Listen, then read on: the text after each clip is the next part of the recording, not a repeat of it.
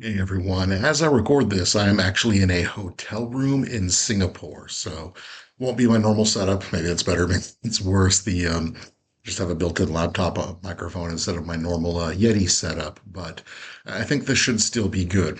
Whenever I teach for SANS, and I always did this when I was teaching the 504, and now when I'm teaching my OSINT courses is day 5. I always offer to do a completely optional. I save it for the end of the day. That way it's optional. But on day 5, I always offer to do a section on exam prep because SANS exams are different from a lot of other types of exams, and a lot of people that's very important to them. So we always like to cover that. Well, I just got a an email in this morning. Morning, Lord knows what time it is back home right now, but from an on-demand student asking about exam prep, and I'm like, I'm not at home, I'm not on my keyboard. Just let's be lazy. Like, let's not type this. Let's just record this. So we get a YouTube video. Here we go. So this may be a little bit longer than most of the normal ones I make, but we shall see.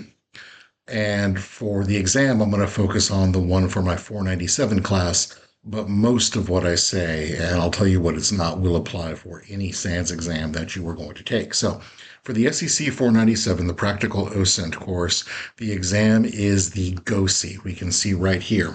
And it is one proctored exam, 75 questions, all multiple choice. Talk about that in a second. You have 2 hours to take it, and the minimum passing score of 69. Whenever you're looking for a SANS exam, sometimes like you see the passing score everywhere from like, maybe a 66 up to like a 73, 74. And people are like, well, who sets that? The answer is no one. It's an algorithm, right? It's scientifically adjusted. If you look at a SANS exam and you only need a 66 to pass it, some people are like, oh, sweet, I only need a 66. Be afraid. Be very afraid, because that means that a lot of people are struggling with that exam. Whereas if you see a passing score needed of like 73, 74, and you think, well, that sucks. Why do I have to get at least that? That means that most people are getting that, right? Because then the score is adjusted. And so a lot of times people with OSINT, they assume, oh, it's OSINT, it's easy, I know this stuff, so the exam is the exam hard. Well, the passing score is a 69, right? It's not a 66, not a 67, right? It's a 69. That means that not everyone that takes it passes it. And I know that can be frustrating, but that's also why the cert holds value, right? It's not the some of the certs out there you see that are just like a complete and total money grab, or the questions are all just out there and open for everyone. I think a lot of us have taken certs like that, right? And so here, because this is SANS, GIAC is technically like kind of a separate entity from SANS, an actual accredited academic institution. And so they keep a pretty thick wall up between me and the people that write the exam questions, etc. I don't. The only time I ever see exam questions is when I take the exam. So for that, but that's so as far as test prep. Now, I say all that not to freak people out. I have something like a dozen SANS certifications or GIAC certifications technically, and a lot of other certs like CISSP, which I think I'll let expire, my OSCP, a bunch of others. SANS exams, GIAC exams. So when I say SANS exams, technically GIAC. It's, in my experience, they tend to be very fair about rewarding the effort that you put in, right? Very fair about rewarding the effort that you put in. And you just want to make sure that you're using your time as best as possible. That's what we're going to be focusing on here. Now, for what types of questions to expect, as I said earlier, the exam right here for the SEC 497, the GOSI, everything is multiple choice, right? So for pretty much every question, you're going to have 4 options that you need to pick from. Some GIAC certs have virtual kind of lab almost type of questions where it will spin up a little virtual machine kind of thing in the browser, and you actually have to go through and perform a task. The GOSI, as of right now when I record this, right, March 15th, 2025, does not have any of those. So everything is multiple choice. And so you're going to see, like I said, for almost every question, 4 ought to be a question and then 4 potential answers. Now, SANS exams are open book, right? And so some people think, oh, sweet, well, I can just look up every answer. No, because of this little thing right here where it says 2 hours right underneath the 75 questions. You do not have time to look up every question. And so what you need to do is the key to making a SANS exam is making a quality index. Now, SANS courses now usually have an index at the back of the books. And so some people think, oh, sweet, it's got an index back there. I highly encourage you to make your own index. And so what I'm getting ready to talk about is kind of, like I said, I've got about a dozen SANS certs, walk through kind of my methodology for studying and prepping for my SANS certifications. Now, I say the key is making an index. I wrote the first ever blog post, as far as I'm aware, on making an index 13 years ago, which means I'm getting old. That's unfortunate. Now, a ton of people have written blog posts on making an index since. I said I wrote the first. I'm not saying I wrote the best. And so I'll be using mine as a reference, but read a couple of others, right? And so I look back, and this is by far the worst index I ever made because it was the first index I ever made. But the first time I ever took a SANS exam, I didn't have anyone to kind of guide me, to help me. I didn't know about an index. And I passed the exam, thankfully. But at the end of it, I felt like I got beat up. And I really did. A part of it too, there was like an issue with a power outage at the testing center, which is never a good thing, right? Kind of messes with your mind. But like I said, I passed, but it was a miserable experience, and I didn't do as good as I think that I could have achieved, and ended up proving in the future when I retook that exam. And so afterwards, I ended up talking to someone. He's like, "Well, did you make an index?" And I'm like, "No." And he's like, "Well, it was Neil," and he's like, "Well, like you got to make an index." And he showed me one of his, and I'm like, "Oh, okay, wow." And so what an index is, and this is kind of how I prep for all my SANS exams, is you take the class, you go home, you give yourself a couple of days, not a couple of weeks, right? A couple of days to kind of mentally unwind if you need it. And then you start cranking out your index. And what you do is you start off book one, page one, and you just go through any topic mentioned, any tool mentioned goes in the index, right? It's an Excel spreadsheet, and you have the topic, the tool, whatever it is right here, the book number, the page number, and then a short, think like 2 sentence description on average, description of what this tool, this concept, this whatever is. And you start going through page by page through every book and making this index. Any lab, right? Workbook, any tool that's mentioned, any things that we kind of do in the lab. It's fair game for GIAC test, right? For the people that write the questions. And so once again, if it's mentioned, if we do it, if you use like, say we use like, EXIF tool, and you use like, minus N for pretty print. If we do that in the lab, the EXIF tool is already going to be in there at a few different spots, probably in your index. But then, hey, minus N does this, right? We have that in our index. And as I would go through every book, making my index for every concept, every technique, every kind of, whatever little thing we were talking about, I would always ask myself too, what do I understand this well enough to explain it to someone else, right? Could I explain this to something else? One of my favorite quotes is from Einstein, and he said, if I can't explain something simply, I don't understand it well enough. And when you're teaching, that puts a ton of pressure on you, right? But I love that quote because it's so true.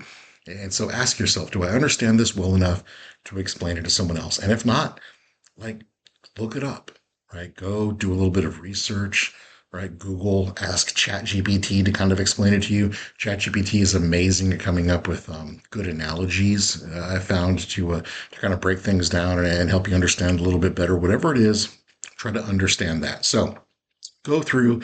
Maybe it takes you, as I know, a lot of us were busy working professionals. Maybe it takes you 2 weeks to go through and make the first rev of your index. And at this point, it's still like digital only, right? You haven't printed it out yet. So once you have that, right, and you can kind of see a different picture here, once again, like the command, whatever it is, the book, the page number, the info, the description of what it is. Once you have that digital at this point, whenever you sign up to take a SANS exams, you get 2 practice exams. The practice exams are the same style, right? The same types of questions that you will see in an exam.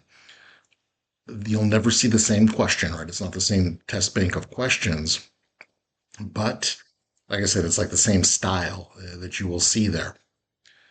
And so you get two of those. And know that just like a normal SANS exam, once you start, outside of like a little break that you can take, you can't just stop and then come back the next night.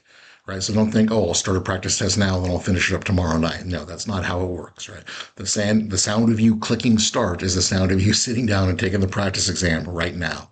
Short of, like I said, you're allowed like a really short, like 10 to 15-minute break or two, something like that. So make sure you have the time to do that. Now, I'm going to be very careful about explaining what I'm getting ready to say.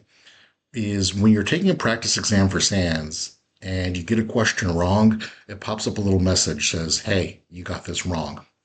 What I would do, you're no longer able to do, but I'm going to tell you what I did and then explain maybe a few things that we can do to compensate and have a similar effect.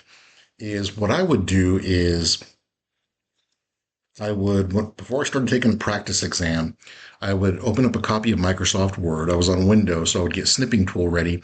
And if, all of a sudden a question pops up, if I know it, boom, boom, I got it. If a question pops up and I'm like, oh, I think it's either A or B, I'm kind of thinking A, but I'm not quite sure, I flip to my index.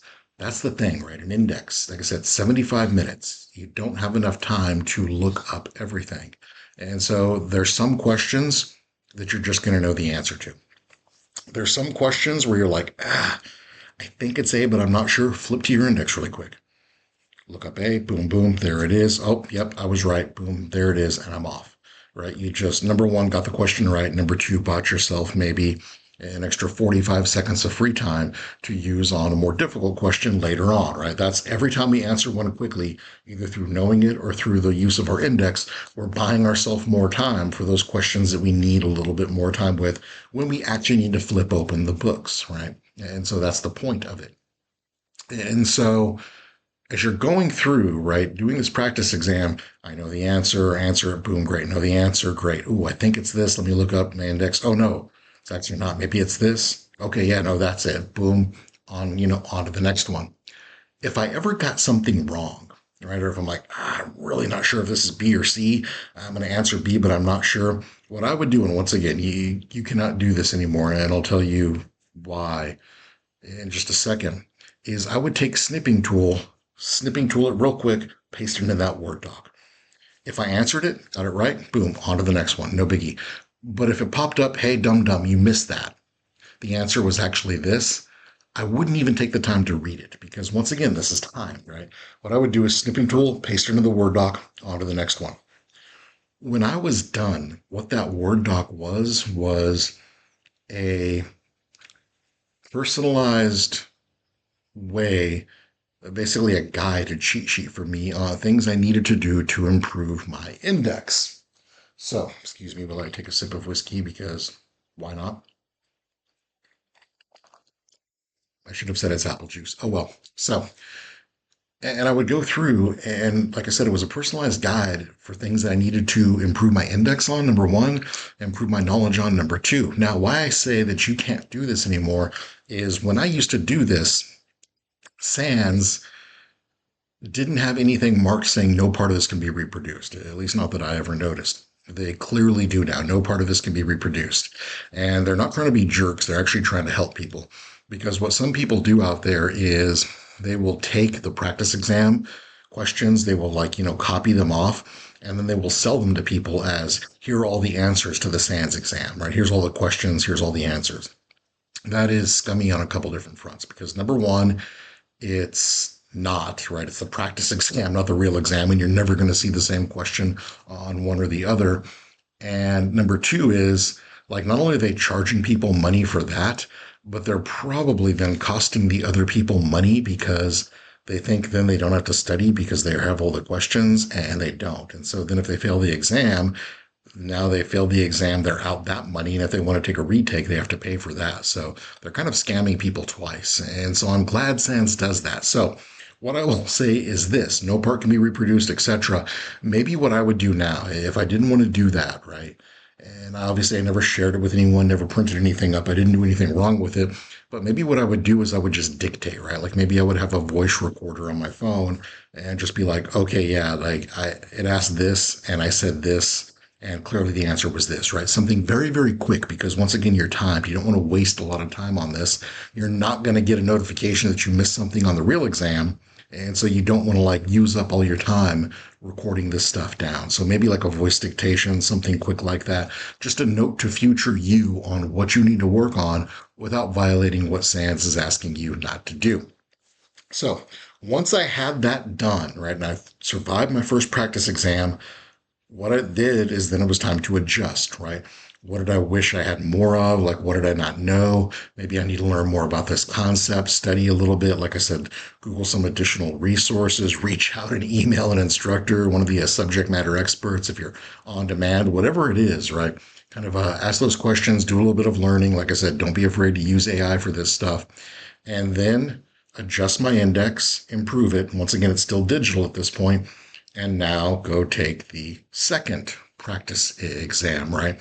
And do the exact same thing afterwards, adjust, fine tune, feel good, take that, print it up. At this point, now it's finally time to go from digital to paper, print it up, and go down to a local, like in the United States, it's like a FedEx store, a Kinko's, something like that, where you can like get stuff copied or printed or whatever.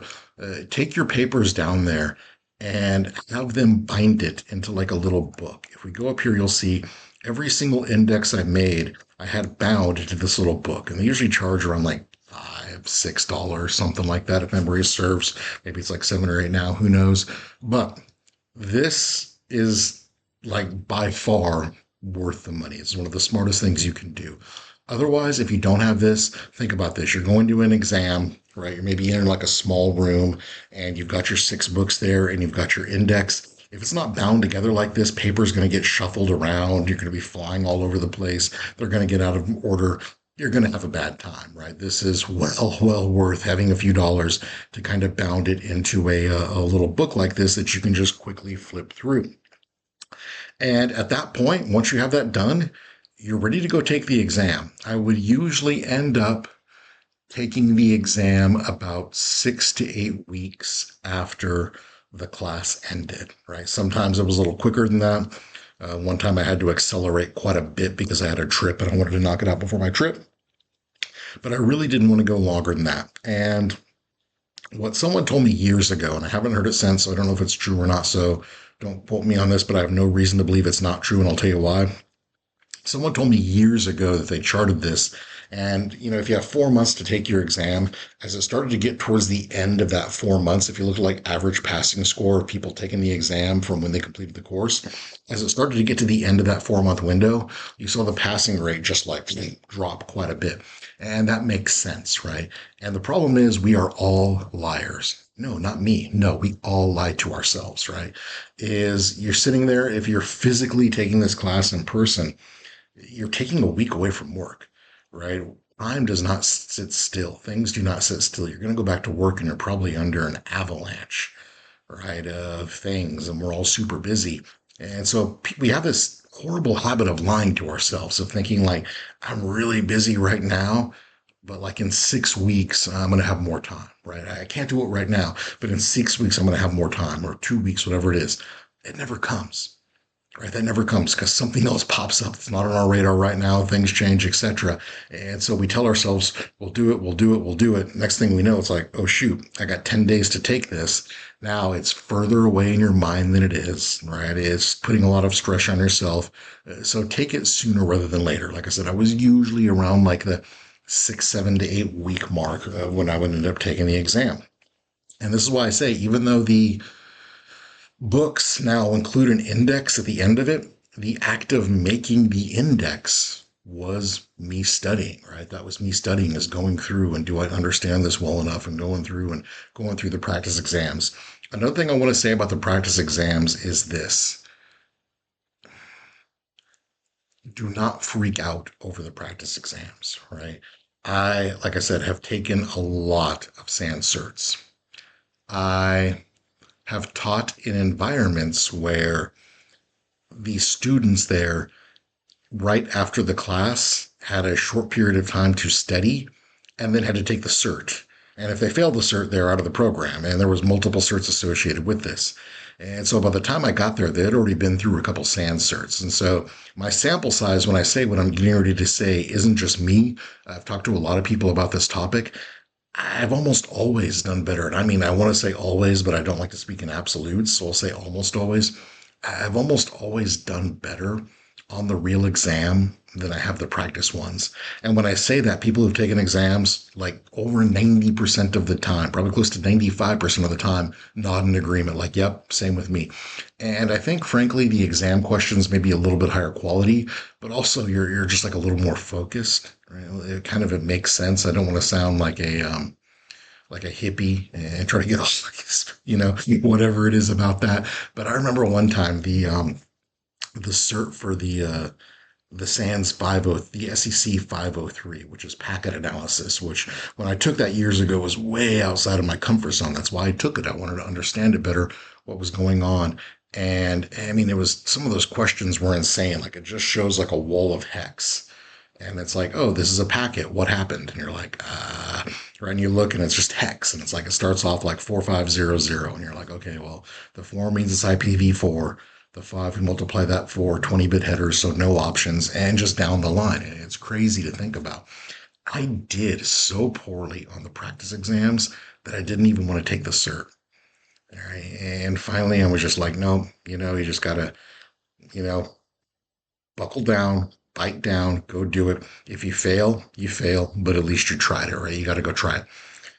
I got like a 92 on the cert, right? Things just all of a sudden kind of made sense and everything going. And so I say this not to say the practice tests aren't important and we don't want to adjust and we don't want to do better.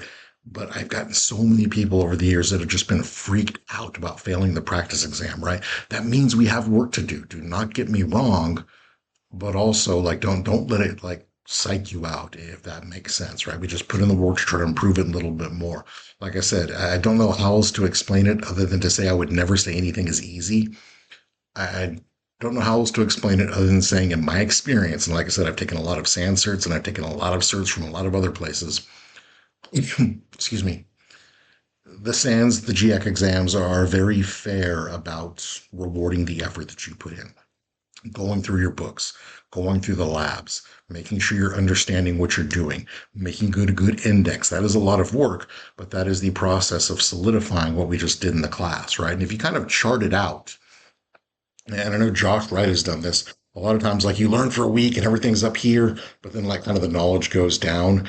The process of studying for this cert and going through the labs again, everything, making sure you understand it, just keeps it back up, right? It kind of keeps that knowledge going forward and it ends up sticking with you quite a bit better in the long term. So it's good all around. So that was kind of what I wanted to say. If you're watching this because you're getting ready to prep for an exam, good luck. And I'll leave this open on YouTube. I'm not going to post it like hidden or whatever. I'm just going to post it.